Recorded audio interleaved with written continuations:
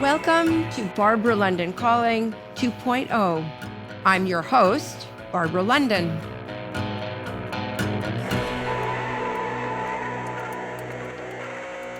In 1974, I founded the video media program at the Museum of Modern Art, where I was a curator for 40 years. Today, with technology as ubiquitous and as fluid as water, I'm interested in how artists adapt technology to their own artistic language and vision. In Season 2 of Barbara London Calling, I'm speaking with 12 artists from all over the world, each challenging the entrenched definitions of what art is and what it can be. Welcome to Barbara London Calling 2.0.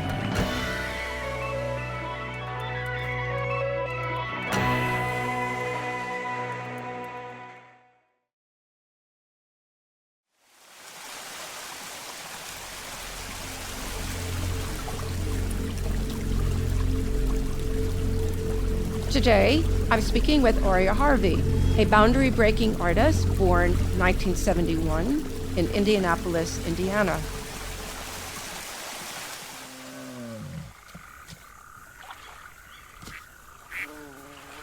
In 1989, Auriea moved to New York to study at the Parsons School of Design, where she received her BFA in sculpture. Though before long, she began creating internet art, video games, work in extended reality, and eventually NFTs. Auriea is now based in Rome, where she is calling from today. Auriea, welcome to Barbara London Calling 2.0. Hello, Barbara. Great to be here. So Auriea, you're known as a true pioneer in net art and new technologies. How did you make that leap from sculpture to net art? From sculpture to net art, well, that was pretty easy because I had been using computers quite a lot in my artwork, even though it was quite early. It was the early 90s. So this was a time where there was nothing to really base your use of computers artistically on, or very little. And so I was sort of thinking about how I might use computers actually, and just experimenting with very early versions of software like Photoshop and some sort of programmatic 3D programs that were around on IBM PCs. And so then what had happened was that I was working in desktop publishing using computers to help art directors who were then still doing paste up. I was translating their designs into computer programs, layout programs, right? But then I saw the internet. It's like I was already thinking along the lines of how can I use computers to create my artwork to basically, I was living in New York City as a sculptor, but I had no space to sculpt. And so the computer had already become this thing that I thought of as a way of saving space, you might say. And so when I saw the internet and realized that I could have my entire artistic practice on the web, creating artwork that people could see all over the world very easily if they had a computer, as I did, then it felt very natural, actually, to start creating net art. Around 1999, you became a member of what to me is or was an intrepid net art collective, hell.com. Actually, it was 1998 when I joined, or 1997. I can't remember. It was quite early. I was a member of the collective for a while before I actually met my husband and moved to Europe, which is ultimately what that culminated in. And then after that, we were sort of working in hell.com together. So what was it like? Because it was you in New York, your husband to be over in Belgium, and artists came from all over the place. I know Lena was in Russia and others were in Poland. Yeah, Leo was in Austria. We later found out Jody was in Amsterdam. There was Antwerp, who was wherever Antwerp is from. There was quite a few people who are still well known in digital art circles. Joshua Davis, also from the United States. It was a lot of different people from a lot of different places. And a lot of that history has been forgotten now, unfortunately. But it was a really fun and interesting early example of a collective art experiment online based around a server. So rather than gathering around a fireplace, you gathered Yeah, around the exactly. server. Gather around the server. And it was at a time when you could just share a server with people and like you all kind of trusted each other with seeing directories and files. And so when Michael and I made our piece together, our first project together, Skin on Skin on Skin, it was on the hell.com server. And we didn't hide it or anything. So eventually it got found by other people. We're like, what's this? You guys have been working on something, you know? They were just like, what, are you going to release it? And we were like, no, not yet, you know? So we kept it sort of semi-private for quite a while before we actually turned it into a pay-per-view, which was another like sort of early experiment with would people pay to see art content, so to speak. But we were doing that mainly to protect it. Again, you know, it's like we felt like we wanted only people who really wanted to see it to be able to see this piece of ours. So is pay-per-view just a couple of dollars? Yeah, or... yeah. I think we actually charged $10 to get in. And people paid it. It's not like we became rich or anything, but it was just, and we always gathered their thoughts afterwards so that people who came to see the site and were trying to figure out if they wanted it or not could read people's reactions, which were often quite emotional. So I imagine they were positive reactions. Mostly. I mean, but that was the other thing. We didn't want people to take their experience for granted. And at the time, it was a time when people were really into looking at net art sites very carefully and thoughtfully. So I'm curious, this brings me to another question, and perhaps it's the first video work you ever made, and that was the webcam movies. Yeah, exactly. Could you tell me something about that? Well, yes, the webcams, it was actually not a video work as such. It was a live camera, you know, and I just happened to have saved a few of the clips of myself from that time. It's kind of a miracle anything survives of it because it was a real time thing. It was something that was just the camera on my desk, but I was very much aware that it was there. And I was aware that people were connecting to my website to look at me sitting at my desk. And although it was a strange thing for someone to have at that point, because you got to the website and it was like me full screen in the browser at a time when there wasn't a lot of bandwidth for these sorts of things, but I had worked out how to do it in that I had a very nice internet connection, a high-speed internet connection in 1998, 1997, 98, because this camera was on me for a couple of years before I left New York City. I had a T1 line and I'd found some software that it was actually a primitive form of streaming. It was a push. Actually, it pushed an image every so many seconds so that it looked like a real-time video, but it was really sending like still images one after the other. And they were actually quite small, but I blew them up. And the camera was black and white. And so it had this look of sophistication in a sense, looked like an art film almost, And I could see everyone who was connected to the camera, who was connected to the site rather, because I was hosting the site out of my apartment too. So it was this way of me communicating, I guess, with whoever would come to the website. And they would email me and we would have discussions. And it was rather cool at a time when this was very difficult. Yeah, it was difficult and then quite exciting, I would think. Yes, actually it was. It was very exciting. So I've met a lot of people through this, and now it might be kind of a strange thing to do, I guess. Or not so strange. I don't know if it would be stranger now or not, or, or more common now. But it was definitely a special thing to do in 1998, 99. So it was later in 1999, after you moved to Belgium, you and Michael Samin founded Entropy 8 and Zuper. Yeah, Entropy 8 was actually my website starting from 1995, actually. And that's sort of the moniker that I did work under while I was living in New York City. And Michael had Zuper.com, which was his alias.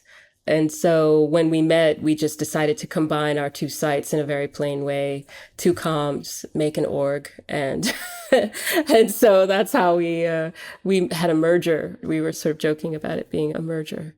So was this merger for both of your art practice, or did you? Absolutely. When we met, we wanted to just do design together because we were both doing exactly the same thing in two different places. We were both doing net art, but we also both did, for lack of a better word, commercial web design. But that was a very different thing back then. It was much more custom. It wasn't like we had to be a business, it was like people asking us, will you make our website?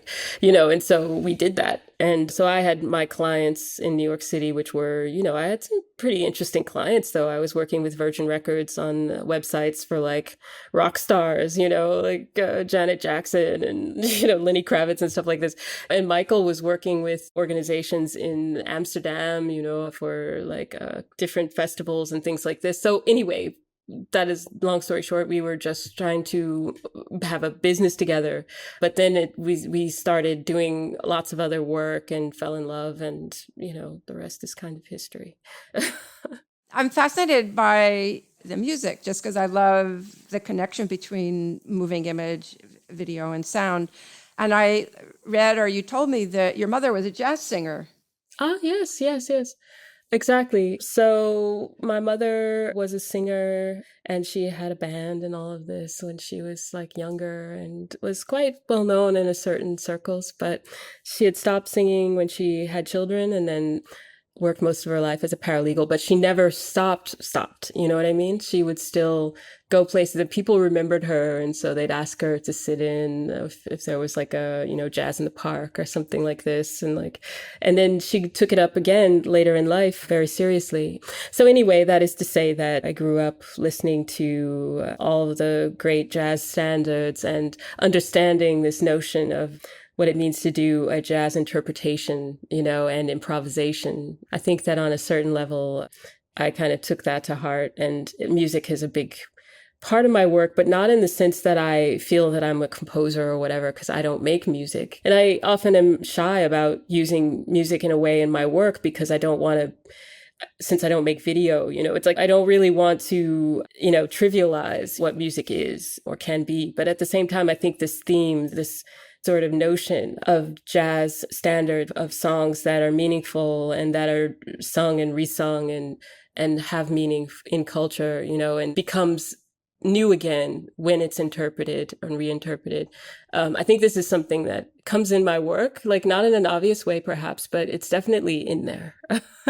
And I'm very, I don't know, much a singer myself, but without really being good at it. Like I've got this bug for singing, even though it's not my art form. In other words, I sound awful, but yeah. And I think later we'll get to this, the way you work with myth and history, and I think it almost relates to... It does relate to this. The singing. Very much, yeah. No, I was just thinking that the videos that you might be thinking of are the ones where I'm looking through my sketchbooks, and I have some musical accompaniment with that. And it's just songs and me singing along and stuff while flipping through the pages of the sketchbooks. Like, I think that in that sense, in that series of videos, which were very simple things, they're sort of made as a way of me relooking at those sketchbooks. All of my sketchbooks are very precious to me as any artist who keeps them. But I've kept sketchbooks since I was a child, since I was like 12 or something, 13 years old, and I still have all of them. So it's almost like a whole lifetime of drawing and sketching. So these videos were made sort of to relook into these books and to think about, I don't know who I was when I made them, but at the same time, there have these soundtracks of just songs that were meaningful to me at the moment that I made the videos, and so I'm moving the pages along to the music and I'm singing along, and it's very, yeah, it was just an activity that I don't know that I thought about it too much when I did it. But now when I look at them, it takes on another dimension, in a sense. Those layers of time, the time in which the book was made, the time in which I made the video, and that time of me now looking at those videos. It's kind of an interesting layering. Well, the sketchbooks are really beautiful, and the process of you reviewing them is very special. And I loved the way they were shown in your recent exhibition at Bitforms, where it was simply a flat screen, but it's so visceral because the pages stick at times because you've got these photos or drawings or texts. In some cases, there's like a whole pop-up heart that comes up, and I'm like pulling it apart because they have a certain sense of being a container also, It's like when I want to keep something, I'll put it between the pages. So it has this quality.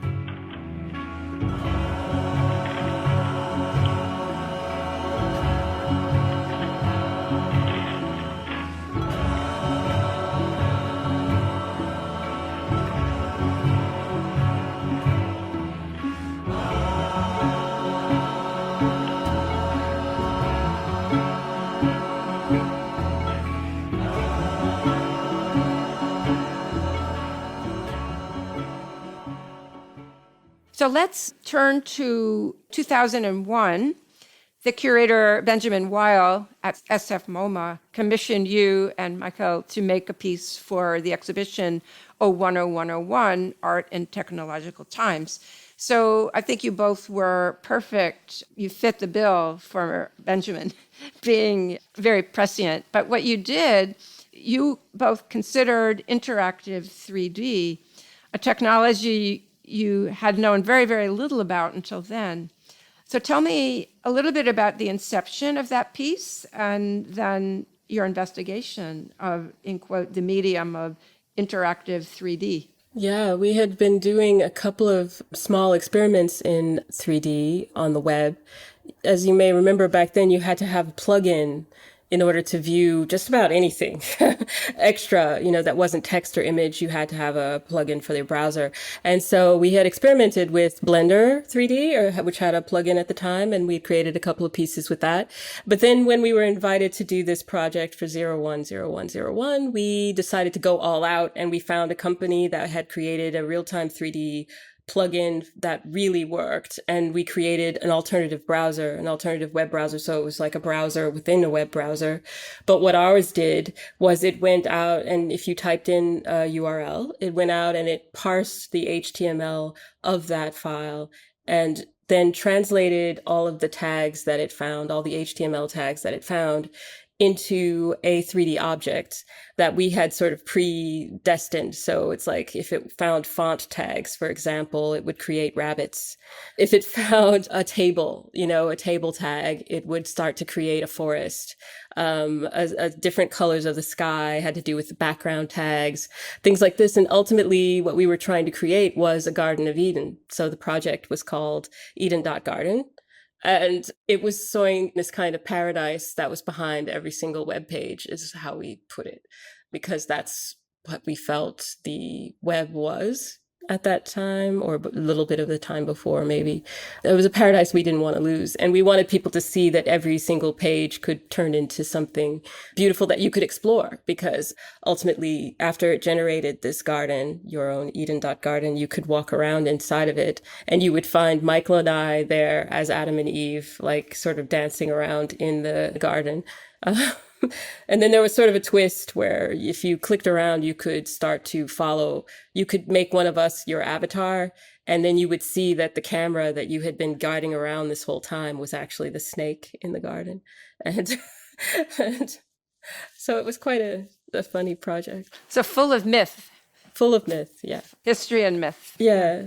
Our transforming of what is pure data or what is just a regular web page into something that was more fantastical and explorable. I think this is a recurring theme. It's fantastic.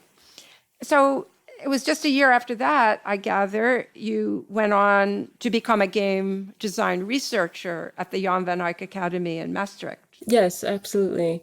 It was just a design. Jan van Eyck Academy works in such a way that you get a bit of a stipend and you become a researcher there, and you kind of make up what it is you're trying to research. And we decided we were researching video games because we wanted to make video games after that experience with that project. Actually, we were sort of like, well, why don't we just stop this thinking that we're just going to make net art? Let's make actual video games, because we had been so admiring of the fact that it was this interactive art medium that seemed very underexplored. And I wanted to continue with 3D very much. And we both felt like this was a very futuristic endeavor. But there was very little information available about how video games were made at that time. It's not like today where there's lots of sites that you can just go, get a tutorial or something. It was much more involved. So we took that 2-year opportunity to go to Game Developers Conference, to ask other game developers who were making the games that we were playing how they did it, and during the course of this, of course, the independent game scene kind of took off, and we became a part of that. How did you become a part of it? I know that you made a very successful and very, very beautiful game called Endless Forests, in which you have deer but they have human faces. Yeah, that was our first release in 2005. We, of course, had made one other game during that research period. We had made a game called 8 that was never released, actually.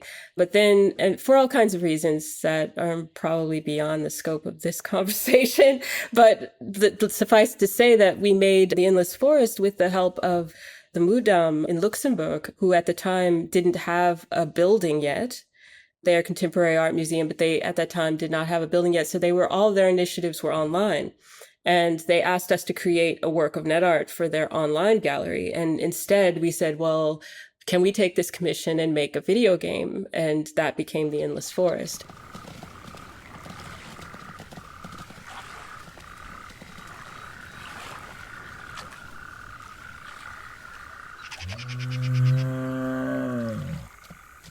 The first versions of that network, that first networked game, because it is multiplayer, that first networked prototype was served from Mudam's server, and they distributed it for us. And it was really cool that they had this notion of patronage at that time, that they felt that it was worthwhile to support artists in that kind of way. And so we went on to release that game, and you can still play it, actually. It's still available, and in fact, we're remaking it now because so many people were still playing this multiplayer game. We wanted a world that would just always exist out there in cyberspace, even if we couldn't be there, that we would know this world is there.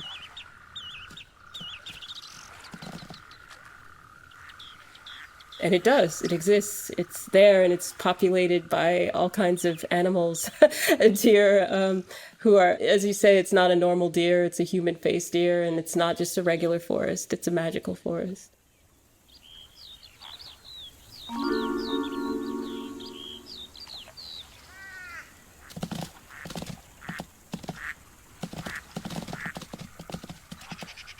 It's great because you have a wonderful sense, or you have a wonderful interest in the magic, in myth, and this endless forest, has a history. I think every single technology that I've been attracted to ever I'm only attracted to it as long as it feels like magic. There's always a magic in a multiplayer world, you know.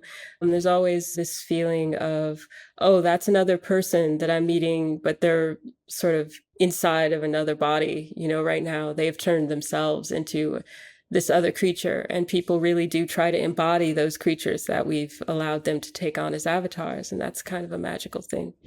So you pursued, and you continue to pursue, the digital, all things digital, but it seems that in 2013 you made a U-turn back to what we would call traditional art forms. So we know that you've always drawn, and when you're at a museum, you always go to the drawing department first, I think.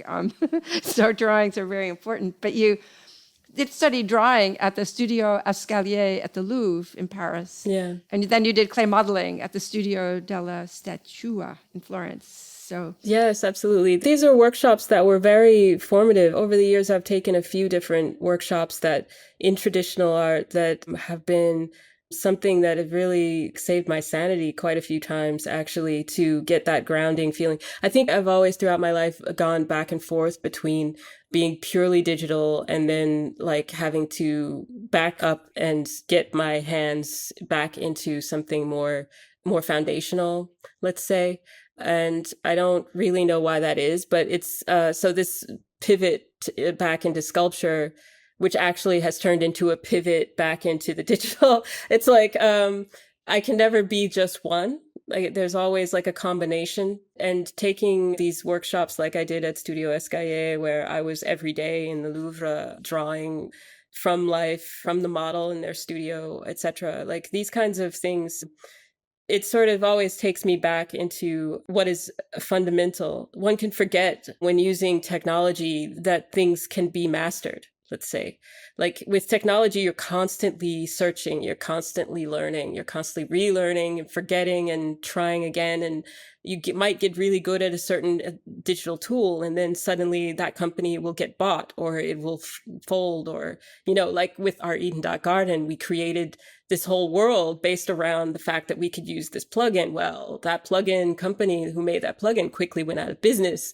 That piece cannot be seen anymore. It's now just a memory, which is wonderful. That's one thing that the digital can be, is more like a performance than like a marble statue. But sometimes I need the marble statue.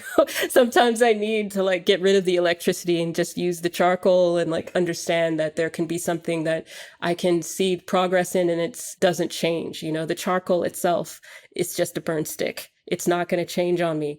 And so now I was trying to get back into pure sculpture, albeit my sculptures are 3D printed and they're a combination. It's like this combination of the technological, me collaborating with a machine to 3D print the sculpture. But at the same time, when it's out into the world, I have to take it one step further. I always have to hand finish the work, and it ends up being sort of an amalgamation of part machine made from the digital sculpture that's in my computer, but then partially clay. And so it ends up in this strange hybrid of synthetic and organic, you might say. And that's what my work is looking like today. So before we go on to NFTs, which you're also involved in, I gather you got your first 3D printer back in 2016. Was that early? Yes. Yeah, it wasn't as early as it might have been, but it's when 3D printing, the quality of it became such that I felt it had that magical quality. It wasn't so much about the machine as it was about the thing that I had created in the computer in the first place. And the sculptures, the digital sculptures that I make are in and of themselves these kinds of amalgamations of 3D scans that I've taken myself or of a model. Or I'll find an object, in the world that I think would make a good addition to the form. Or I'll just sculpt something from scratch. Usually the subject matter lends itself to all kinds of different shapes and, ideas. And I'll try to refine this until I feel like I've told the story through the form of the sculpture. And these are our output via 3D printing in different materials. And that's one thing that I enjoy exploring, is the material narrative of the sculpture. It's one of the joys of sculpture, actually. This material narrative that you can have with the sculpture. So I'll try to use certain types of materials that aren't just plastics, but they're plastic and metal, or there's wood-based filament materials, or, I'll use resin in various colors that I'll color myself or hand dye. I try to make people question what the material actually is, in that there'll also be clay involved or paint or something. I'm not about this purity of material ever. It's for me, it's about illusion and storytelling. There's a very beautiful tiny sculpture that you made, and I think it's based on your head, and it almost is like a fawn, or it's called fauna. It's just gorgeous. It's just so yummy in its look and its texture. And then when I went to the pop-up show at Bitforms a couple of weeks ago, or recently, there she was in her full glory physically, and then she's also in an NFT.